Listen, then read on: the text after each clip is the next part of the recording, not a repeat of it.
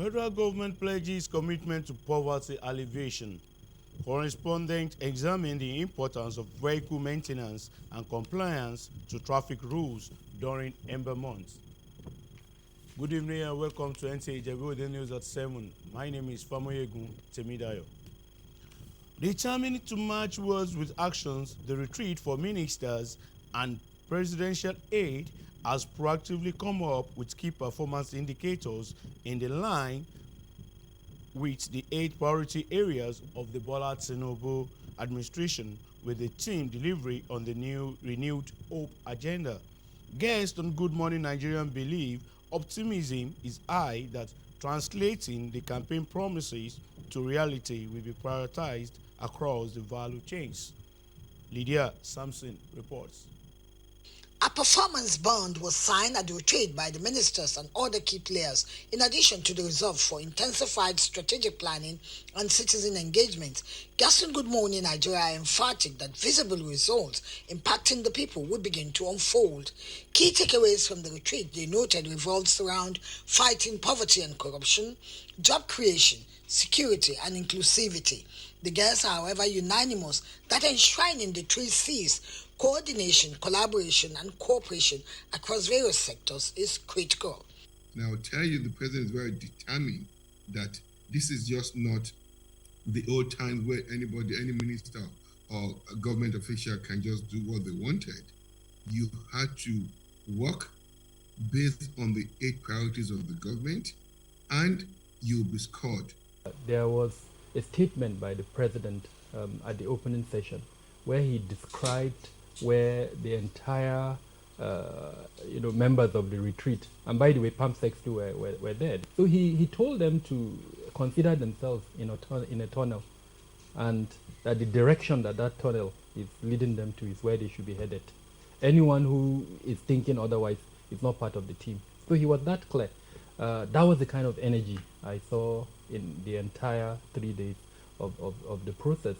What is normally done in every country, if you want to make this transition, is first to have a vision. You know, there's this emphasis of 8-point agenda, but they have to capture it in a vision that can resonate with citizens. Policy drivers adopted at the retreat, the guest retreat is part of Nigeria's journey to institutionalize performance evaluation as a country in line with the global model of performance delivery management system. They also suggested the adoption of a national development strategy. In Abuja, Lydia Sampson, NTA News. Determined to match words with action, the retreat for ministers and presidential aide has proactively come up with key performance indicators in line with the 8 priority areas of Bola Tinubu administration, with the team delivering on the renewed hope agenda. Guests on Good Morning Nigeria believe optimism is high that translating the campaign promises to reality will be prioritized across the value. The federal government is committed to truly alleviating poverty in the land through its various programs and projects targeted at bringing succor to the vulnerable and less privileged in the society. The Minister of Humanitarian Affairs and Poverty Alleviation, Dr. Betta Edu, gave the assurance when she met with Ogun State Governor Dapo Abiodun during a walking visit to the Gateway State. Akim Jimo reports. The visit of the delegation from the Ministry of Humanitarian Affairs and Poverty Alleviation is that of good tidings from the federal government to alleviate poverty among the people.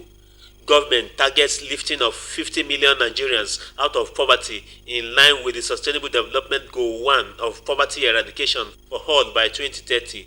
The Minister of Humanitarian Affairs and Poverty Alleviation, Betta Edu, unfolds the plans of President Bola Ahmed Tinubu's administration to bring succor to Nigerians.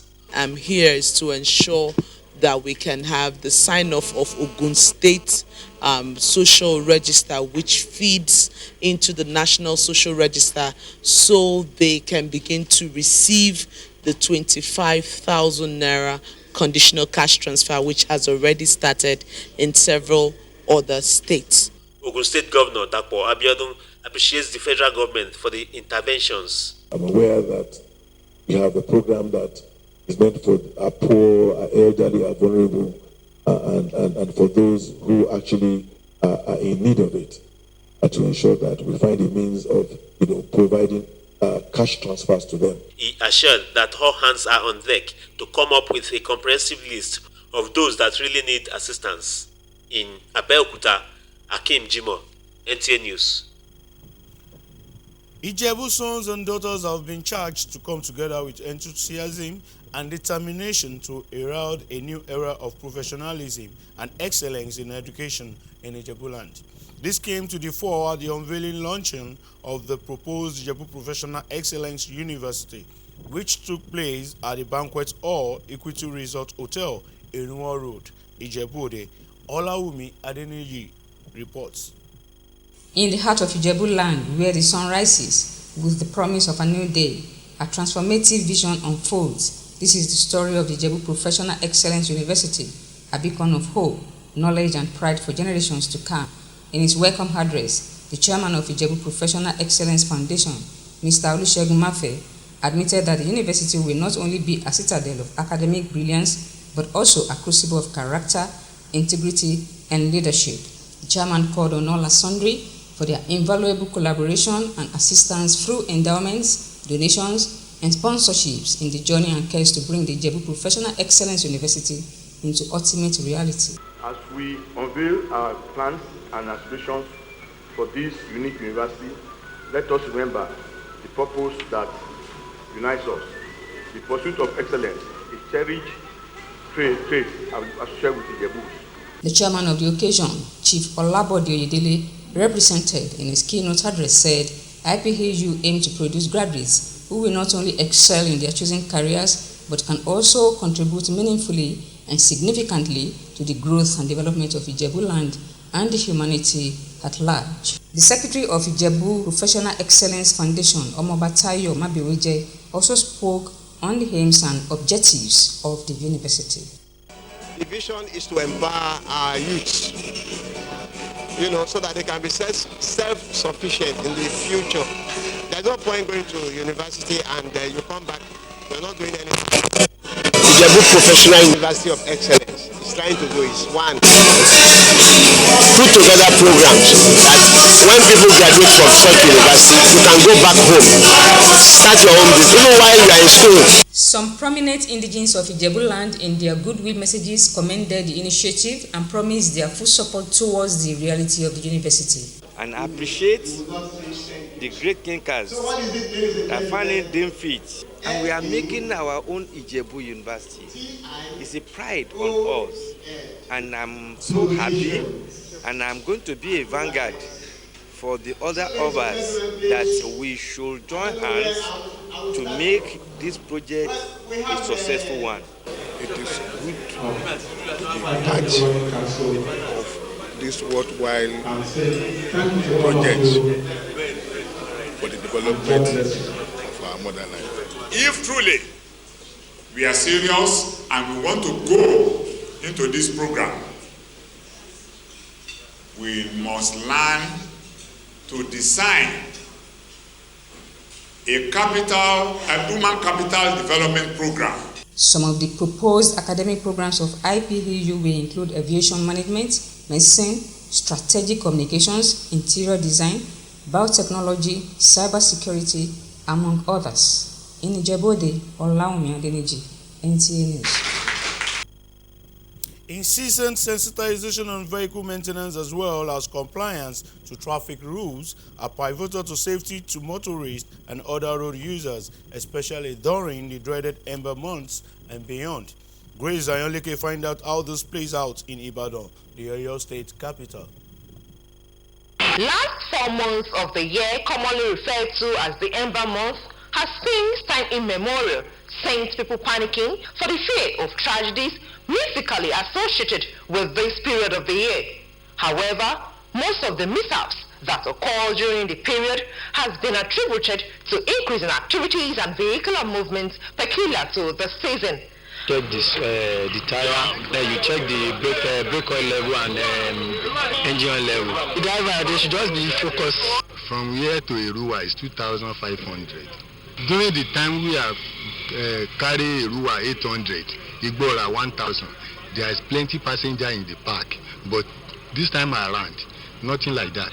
With a note to road users on the need for self-discipline and strict compliance to traffic rules and regulations, it is an annual practice of the Federal Road Safety Commission and other stakeholders to organize different sensitization programs as a panacea to averting the unwanted statistics of road crashes during the Ember month. In Ibadan, Grace Anyolike, NTA News. The Court of Appeal sitting in Abuja has reserved judgments in the main appeal filed by the Governor of Kano State, Abba Yusuf, challenging his removal from office by the Governorship Election Petition Tribunal and other cross appeals in the matter. Judiciary correspondent Austin Anyebe reports. The Court of Appeal are the main appeal and 3 other cross appeals. In the main appeal, the appellant Governor Abba Yusuf is urging the court to set aside the judgment of the Election Petition Tribunal for misapplication of law. Counsel to the appellant, Wole Olanipekun, Advocate of Nigeria, Adam Braden, after adopting his brief of argument, said that the main issue was the voiding of ballot papers for not being stamped or signed, which cannot be the correct position of law, citing provisions in Section 71 of the Electoral Act 2022. He contended that doing so was like the tribunal rewriting the election jurisprudence. He also challenged the tribunal's decision to affirm APC governorship candidate Nasir Gawuna for not being joined in the petition at the tribunal. Counsel to APC Akin Olujumi, Senior Advocate of Nigeria, urged the court to uphold the judgment of the tribunal as the stamping and signing of ballot papers is against INEC regulations and that INEC did not even challenge that decision. On non-joining of the APC governorship candidate in the petition at the tribunal, Olujumi said votes are cast for political parties and members benefit from outcome. The court also reserved judgment in the cross appeal by APC challenging the eligibility of Governor Abba Yusuf to have stood for the March 2023 election, having not been a registered member of the NNPP as at the time of election. Wole Olanipekun, Advocate of Nigeria, has in his argument of the cross appeal said it is a mere academic exercise as the Supreme Court had ruled that political parties decide who their candidates are. In another appeal by the NNPP, Awomolo, Senior Advocate of Nigeria, argued that the tribunal was wrong to delve into recounting of ballots papers in chambers, as was done where it arrived in the cancellation of more than 165,000 votes from the governor's total votes in 32 local government areas. In the appeal filed by INEC, Abubakar Mahmood, Senior Advocate of Nigeria, agreed with the submission of Wole Olanipekun, Senior Advocate of Nigeria, that the lower tribunal erred in carrying out a recount of ballot papers in chambers, not in an open court, to arrive at the judgment, as tribunals are restrained from doing so under Section 137 of the Electoral Act. He said the primary function of the court is to give effect to the will of the voters, not to recount or recalculate, as doing so amounts to rewriting the elections jurisprudence, and urged the court to set aside the judgment.